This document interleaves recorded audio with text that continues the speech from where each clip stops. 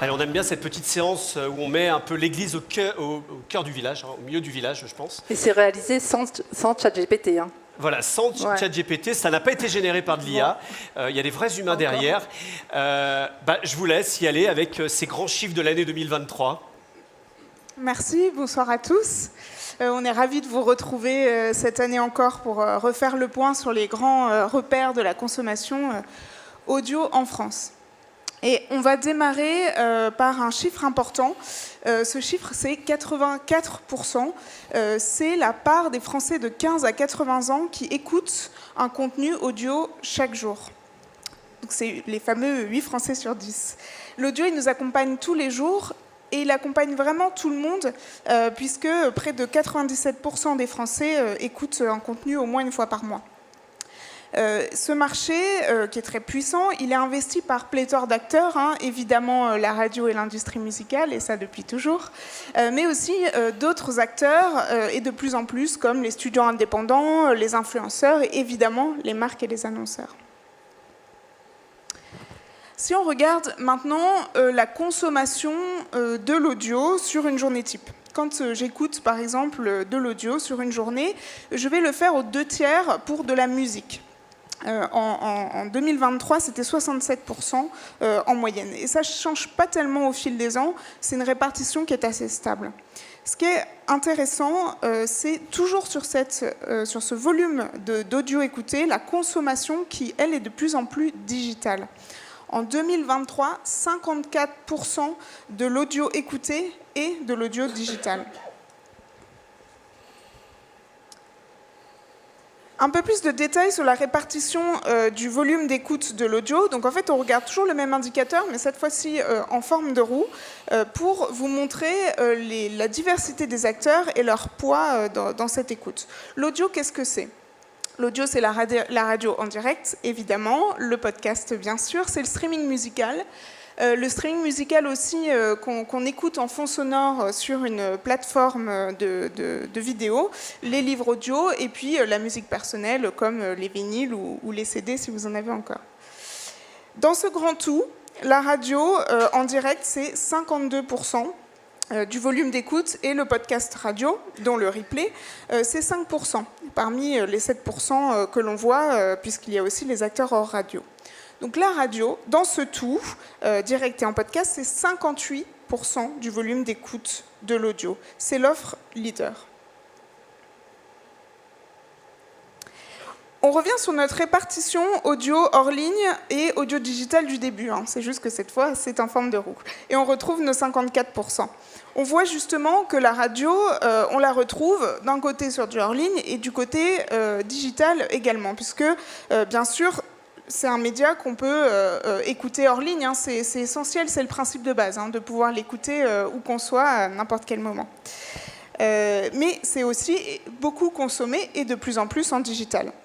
La radio en direct, c'est donc le poste de radio ou votre autoradio le matin quand vous écoutez, mais c'est aussi sur votre téléphone, sur votre tablette et sur votre enceinte connectée, par exemple. Et cette radio en direct sur Internet, elle est en plein boom. Mathilde va en parler.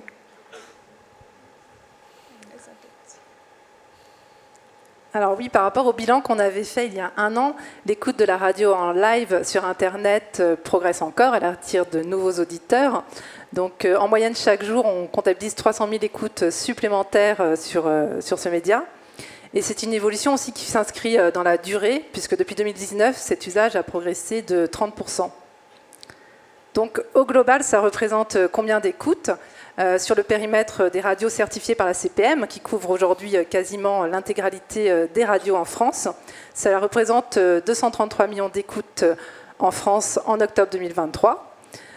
Et c'est une consommation connectée, mais qui est aussi à l'image finalement de la radio de manière générale, avec un quart des écoutes qui sont réalisées le matin, entre 7h et 10h. Alors on en avait parlé aussi il y a un an, mais les devices qui tirent cette consommation de la radio en live sur Internet, ce sont principalement les écrans mobiles et les enceintes connectées, avec près de 8 écoutes sur 10 en 2023, et c'est en progression de 2,5 points depuis un an. Donc là, l'audio digital, c'est 2 piliers. C'est le linéaire qu'on vient de voir, mais c'est aussi le délinéaire, dont on va parler tout de suite. Oui, petite parenthèse, parlons podcast radio notamment, puisque la radio, elle est sur Internet en direct, mais elle est aussi à la demande. Et si on prend les 10 premiers podcasts français radio en nombre de téléchargements sur le mois d'octobre, on observe qu'ils ont fait chacun, en moyenne, 7 millions de téléchargements sur ce top 10. Donc chacun 7 millions. Alors, l'offre de l'audio digital en délinéaire, ça passe aussi par le développement des podcasts natifs, ces contenus audio originaux qui sont proposés et diffusés via ce format. Donc, ils sont vraiment aujourd'hui ancrés dans le paysage de l'audio digital en France. Donc, on a pris le top 10 des podcasts natifs certifiés à la CPM. Et sur ce top 10, en moyenne, ils génèrent plus de 1 million de téléchargements en octobre. Et c'est un usage qui est en progression année après année. C'est aussi une offre également qui est diversifiée, l'offre des podcasts natifs. On l'a vu tout à l'heure dans les échanges et dans les présentations. Ça passe par différents formats, différentes fréquences de publication. Ça passe aussi par des durées qui peuvent être différentes. Donc on s'est intéressé à cet axe-là sur l'analyse qu'on vous propose ici.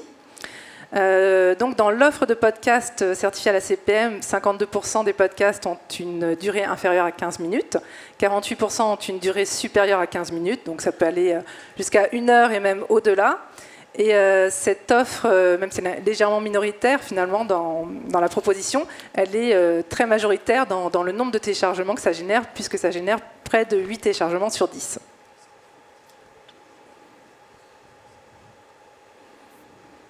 Alors, comment on consomme les podcasts ? On avait l'exemple de Spotify tout à l'heure, mais voilà, il y a d'autres acteurs qui génèrent des téléchargements.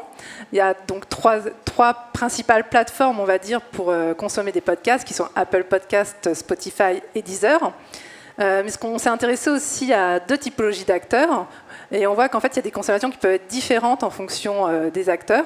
Donc, on s'est intéressé aux podcasts natifs de studios indépendants et de pure players. Donc, on retrouve ces principales plateformes. Et on a mis ça en regard avec les podcasts natifs de presse, pour lesquels on retrouve finalement en deuxième position un nombre de téléchargements aussi qui est vraiment réalisé via le web, puisque 25% des téléchargements sont réalisés via des navigateurs. Et donc, ça, c'est toute la reprise des podcasts sur les sites de ces marques médias.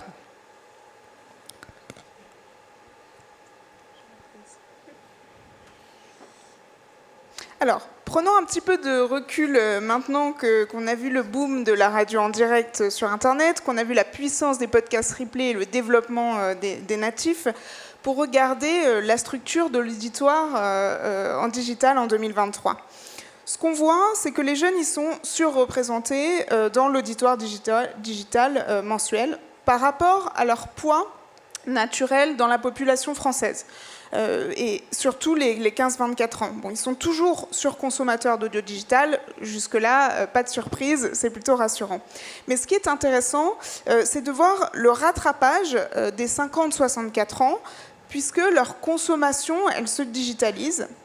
Et leur poids dans la structure de l'auditoire en digital mensuel, elle se rapproche de leur poids dans la structure de la population française. Voilà, on vous a montré quelques slides pour, je l'espère, vous convaincre que l'audio touche vraiment tout le monde, grâce notamment à de multiples acteurs qui proposent des offres variées et qui sont toujours plus riches et qui vont capter de nouveaux auditeurs qui ont tous les âges et qui consomment l'audio absolument partout, comme ils veulent et quand ils veulent. Oui, voilà. En fait, c'est la conclusion qu'on a eue aussi avant, mais cette digitalisation, cette démocratisation de l'audio, ça permet vraiment aux marques de toucher une cible de plus en plus large, sur de plus en plus de devices. Et on l'a vu, il y a de multiples formes de consommation possibles, donc vraiment des possibilités de monétisation intéressantes à suivre à l'avenir. Eh bien, merci. Merci.